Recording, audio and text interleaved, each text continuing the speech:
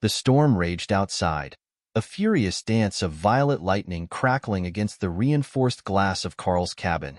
It had been years since he'd seen another human, years since he had fled the war and chosen exile on this desolate moon. The silence suited him, until tonight. A sharp knock echoed through the metal walls. Carl froze. No one ever came here. No one should even know this place existed.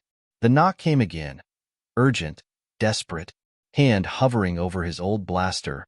He moved to the door, hesitating only for a second before unlocking it. The moment it slid open, a figure stumbled inside, collapsing against his chest. Soft, warm, not human. He barely had time to react before she lifted her head. Her skin shimmered like liquid silver, shifting hues under the dim light. Eyes, large and luminous, swirling with deep cerulean galaxies, locked onto his. Her breath was ragged, her form draped in what looked like the tattered remains of an imperial robe. "Please," she whispered, her voice melodic, tinged with something unearthly. "Let me stay here, and I'll give you what no human woman can." Carl stiffened. His grip tightened on her shoulders as 1,000 questions crashed into his mind. "Who are you?" he demanded. She swallowed hard, her gaze darting to the door as if expecting someone to burst through at any second. "I am Nyra," she finally said, "and if they find me, we'll both be dead." Carl's instinct screamed at him, "Don't get involved." But there was something in her eyes. A plea, a promise, a storm raging inside her that mirrored the one outside. Before he could respond, the sky lit up with a violent explosion. A ship, sleek, deadly, not friendly, and it was coming for her. Carl's pulse quickened as he grabbed Nyra's arm and pulled her further inside, sealing the door behind them. His mind raced. He had spent years avoiding conflict, staying out of galactic affairs, but the sheer panic in her voice told him that ignoring this wasn't an option. The hum of the approaching ship vibrated through the walls. A low, rhythmic thrumming, military-grade propulsion, designed for speed and precision. They weren't here to ask questions. They were here to kill. Nyra steadied herself, her breath uneven. Carl caught a glimpse of the gash along her side, a deep wound oozing a dark, iridescent liquid. She was injured, but still, she moved with a warrior's grace, eyes flicking around the cabin, scanning for options. "They'll scan the area," she said, her voice quieter now, urgent. "We have maybe 30 seconds before they pick up life signatures. Do you have a way to block them?" Carl exhaled sharply, moving toward the control panel near the back of the room. His isolation wasn't just a preference, it was necessary. He had tech most people didn't. He flicked a switch, and the room dimmed slightly as the signal jammer activated. It wouldn't fool them for long, but it would buy time. Nyra watched him carefully. "You were a soldier." It wasn't a question. Not anymore. He turned back to see her gripping her side, leaning against the counter. The pain was visible in the tightness of her jaw, but she wasn't complaining. Outside, the ship hovered just beyond the ridge, scanning, searching. A spotlight cut through the darkness, sweeping over the terrain. They were close. Nyra met his eyes. "If you help me, you're making enemies of the Kroth Dominion." Carl had heard that name before. Everyone had. The Kroth Dominion was one of the most ruthless empires in the galaxy, militaristic, technologically advanced, and utterly merciless. If they wanted her dead, she wasn't just some fugitive. She was something important. He ran a hand through his hair, staring at her. "What did you do?" Nyra hesitated, then whispered, "I refuse to be their puppet." The words were heavy, loaded with things left unsaid. Carl had met people like her before, people running from something too big to fight alone. He'd been one of them once. A sudden explosion rocked the ground outside. Dust rained from the ceiling. The ship had fired at something, maybe testing if they were hidden in the rocks. "We have to move," Nyra said. Carl clenched his jaw. He could let her go, let her run alone into the darkness, into certain death. It wasn't his fight. It wasn't his problem. But when he looked at her, he saw someone who had already lost too much. And something deep inside him, something he thought had died long ago, stirred. "Damn it," he muttered. "Come on." He grabbed his old rifle from the wall, slung it over his shoulder, and moved to the hidden passage in the back of the cabin. It led to the underground tunnels, remnants of an old mining operation, long abandoned. If they could make it to his ship, they had a chance. Nyra followed, her steps quick despite the pain. As Carl keyed in the access code, he glanced at her one last time. Whatever she was running from, whatever she was offering in return, he knew one thing. There was no turning back now. The door slid open with a hiss, revealing a dark tunnel stretching beneath the surface. Cold, damp air rushed past them as Carl stepped in first, activating the dim blue glow of the emergency lights. Nyra followed, her breath still labored, but she moved with purpose. Behind them, another explosion shook the ground. The Kroth weren't waiting for confirmation. They were leveling the area, making sure nothing survived. If they stayed here, they were dead. Carl moved quickly, leading Nyra deeper into the passageway. The tunnel was narrow, walls lined with old mining equipment covered in dust and rust. It had been years since anyone used this place. That was why he chose it. It was off the grid, forgotten. But now, it was their only way out. "Your ship," Nyra said between breaths. "Where is it?" "Half a mile east," Carl responded. "There's a hidden hangar at the base of the ridge." She nodded, pressing a hand to her wound. He could see the way she tensed, the way her body fought to keep moving despite the pain. "How bad is it?" he asked. Nyra exhaled sharply. "Bad enough. But I'll live." Carl didn't push. He had seen worse in his time, and she wasn't someone who wanted pity. They kept moving, winding through the tunnels, until they reached a ladder leading up to the surface. Carl climbed first, pushing open the hatch just enough to check for threats. The ship was still there, hovering, its searchlights now sweeping the rocky landscape. But they weren't looking at the tunnel entrance. They were focusing on the ruins near his cabin. "They think we're still there," Carl whispered. Nyra nodded. "Then we have a chance." He pushed the hatch open the rest of the way, climbing out and helping Nyra up. The night air was sharp, filled with the distant hum of the Kroth vessel. Staying low, they moved across the uneven terrain, sticking to the shadows. Carl's ship, the Renegade, was hidden behind a rock formation, its sleek black exterior blending into the darkness. It wasn't the fastest ship in the galaxy, but it was sturdy, reliable, and more importantly, it was his. As they reached the side hatch, Carl pressed his palm against the scanner. The door slid open silently, revealing the dimly lit interior. "Get inside," he ordered. Nyra didn't argue. She stepped in, leaning against the wall as Carl followed, sealing the hatch behind them. He moved quickly to the cockpit, flipping switches, bringing the ship to life. The engines rumbled softly, power surging through the vessel.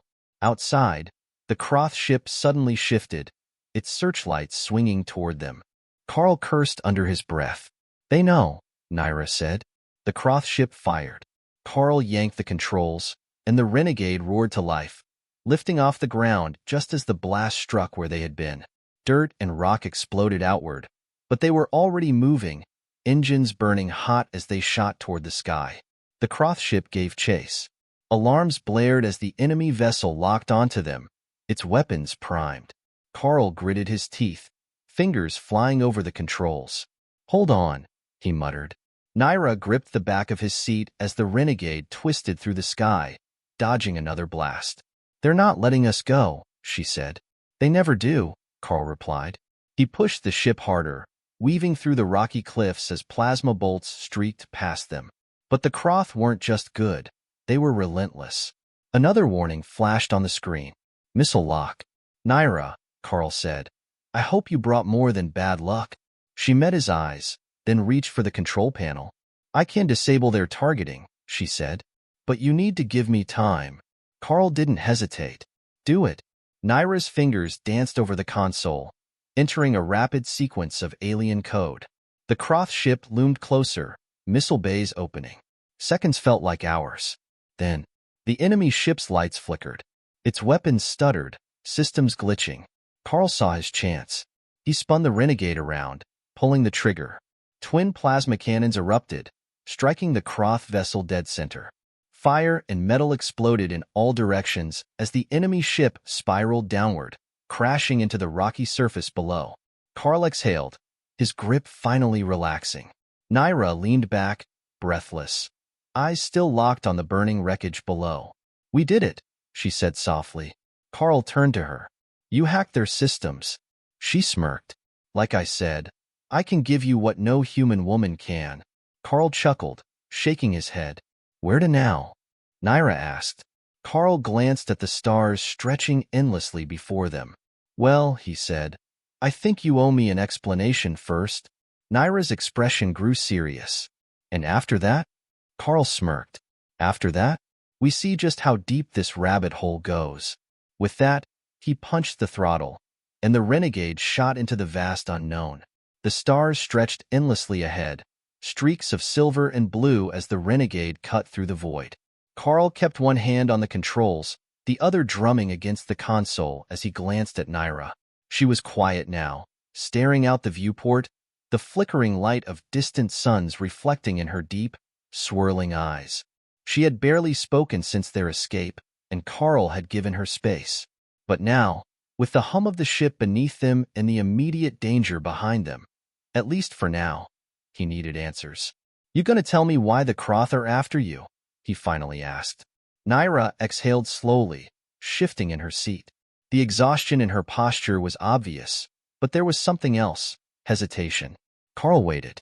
He wasn't the type to push, but he wasn't about to fly blind into someone else's war. Finally, she turned to him, and when she spoke, her voice was quiet. "I was meant to be their queen." Carl blinked. "Come again?" She met his gaze, her expression unreadable.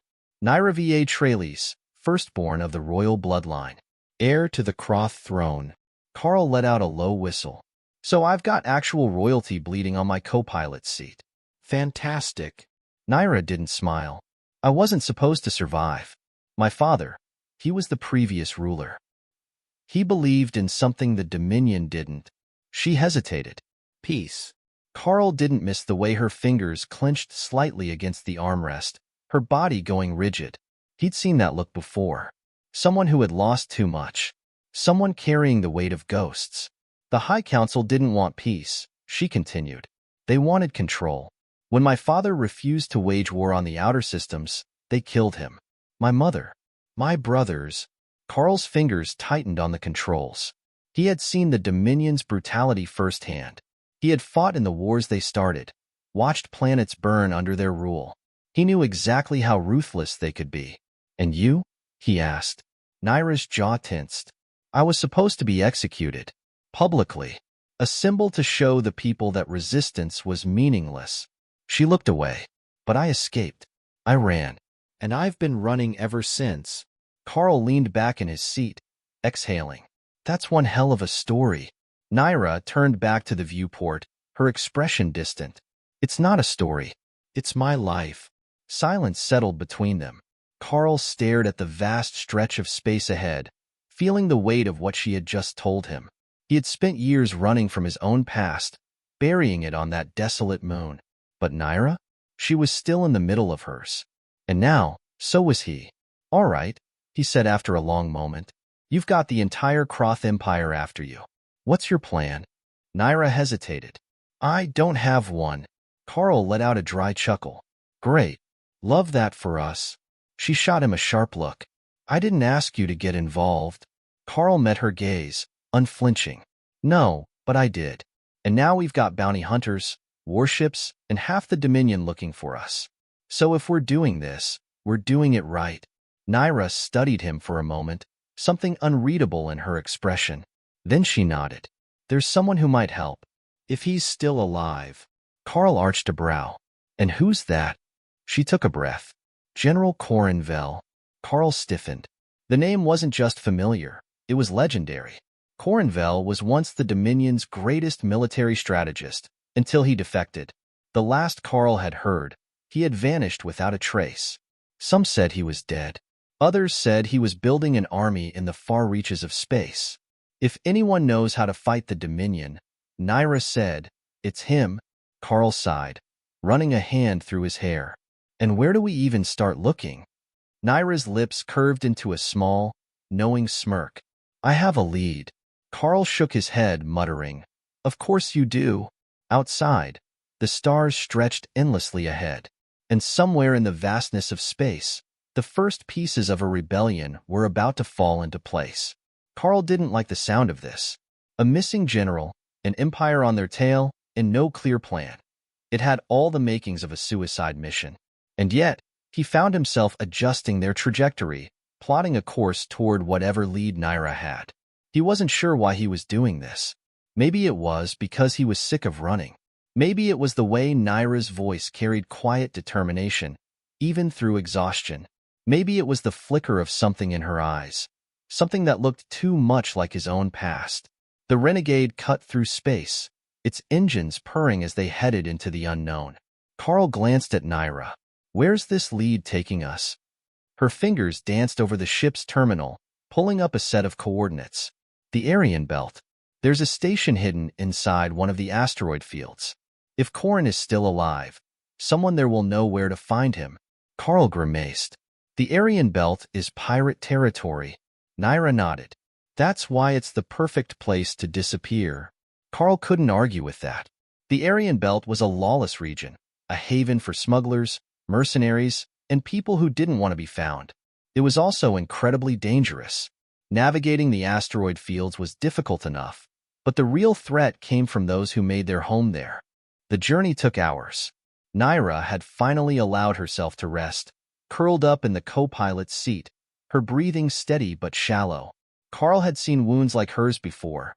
She was tougher than she looked, but she needed real medical attention soon. As they neared the coordinates, the ship's scanners lit up with proximity alerts. The asteroid field stretched out before them, a vast maze of jagged rocks and drifting debris, and nestled deep within it, hidden between two massive asteroids, was a station. It was old, rusted, barely holding together, but it was active. Lights flickered along its outer walls, and several smaller ships were docked at its ports. The place reeked of black market deals and bad decisions. Carl exhaled. I have a bad feeling about this. Nyra stirred. Welcome to the Aryan Belt. They docked at one of the smaller landing bays. The moment they stepped off the ship, Carl's instincts screamed at him to stay alert. The air was thick with smoke and oil, the scent of something burning drifting from deeper inside the station. Voices echoed down the metal corridors. Laughter, shouts, the occasional sound of a blaster discharging. A group of rough-looking aliens watched them from a distance, their eyes lingering a little too long. Nyra ignored them and walked forward with purpose. Carl kept close, his hand near his weapon. Who are we looking for? He muttered. Nyra scanned the area. His name is Valtor. He was one of Korrin's men. If he's still alive, he'll know where to find the general. They found Valtor in a dimly lit bar, a bottle of something green and foul-smelling in his hand. He was an older alien, his skin a deep shade of blue, his eyes sharp despite the wear of time. The moment he saw Nyra, he stiffened. By the void, he muttered. You should be dead. Nyra slid into the seat across from him. Nice to see you too, Valtor. Carl remained standing, watching their surroundings. The place was too open, too exposed. He didn't like it. Valtor leaned forward. You have no idea the bounty on your head. The entire Dominion is looking for you. I know, Nyra said. That's why I need your help. Valtor shook his head, glancing around as if expecting someone to be listening. You don't understand. It's not just the Dominion. The guild's been tipped off. Bounty hunters. Mercenaries. Everyone wants a piece of you. Carl swore under his breath. The guild was bad news, a network of elite killers who never failed to collect their prize. Nyra remained unfazed. We're looking for Korrin. Valtor's expression darkened. He's gone. Carl frowned. Gone as in dead, or gone as in disappeared? Valtor hesitated. Disappeared. Last I heard, he was headed to the Veil. Carl felt his stomach drop. You're joking. Nyra's brows furrowed. What's the Veil? Carl sighed. A war zone. It's the border between Dominion space and the free systems. No law, no order. Just constant battles between anyone desperate enough to fight for scraps. Nyra turned back to Valtor. If that's where he went, then that's where we're going. Valtor looked at her like she was insane. You won't make it out alive. Carl ran a hand through his hair. He should walk away now. Get back on his ship. Leave this all behind. But when he looked at Nyra, he knew he wouldn't. Because he wasn't that man anymore. Carl sighed. Guess we better get going, then. Their journey took them deeper into the chaos of the galaxy, into battles that shook entire star systems. They found Korrin, but he wasn't the man he used to be. He was broken, bitter, hiding from the fight he once believed in. Convincing him to return wasn't easy, but Nyra had something even he couldn't ignore: hope. Together, they rallied the remnants of a forgotten rebellion. They forged alliances with smugglers, outcasts, and warriors who had lost everything to the Dominion's rule. They struck back, small at first, but growing, gaining strength with every battle. Carl fought by Nyra's side, no longer in exile, no longer running. He found purpose again in the fight, in the people who stood beside him. And Nyra became more than just a fugitive queen. She became the symbol of something greater. The war wasn't over. The Dominion was vast, and its power stretched far. But for the first time in years, there was a spark in the darkness. A spark that could set the galaxy ablaze. And it all started with a single knock on Carl's door.